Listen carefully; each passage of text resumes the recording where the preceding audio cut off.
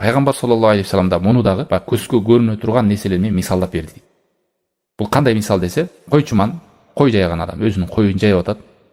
Бир жайытта. Ал жайыттын бир жеринде курчалган жер бар. Тосуп койгон, мындай айтканда падыша мамлекеттен тосулуп калган жер турат. Бул жерге эч ким малын жайбасын деп. Көкмөк жер, корулган жер. Анан туура ошонун жанына келип малын жайып атат да. Алаксыйт, ары бери өтүп кетет. Сөзсүз ал малы кирип кетет ал жака да.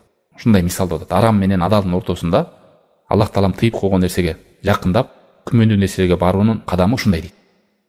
Ал эми акылдуу адам сак болот. Койлорун алысыраак жаят.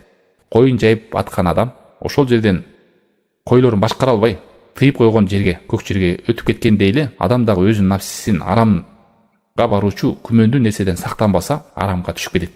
Бул ачык мисал, Пайгамбар саллаллаху алейхи вассаламдан ачык мисал, арамга түшүүчү күмөндүү нерседен адам сак болбосо, ал күмөнгө эмес, арамга түшүп калат дейт. Пайгамбар саллаллаху алейхи вассалам хадистин аягында ачык баяндады, себебин түшүндүрүп.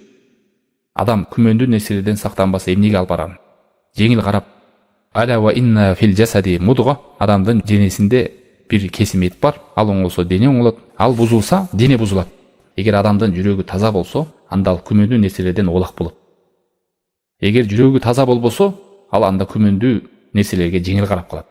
Тумма лан юбали бил харам. Андан кийинки кадам харам менен адалдарды айырмалабай калат.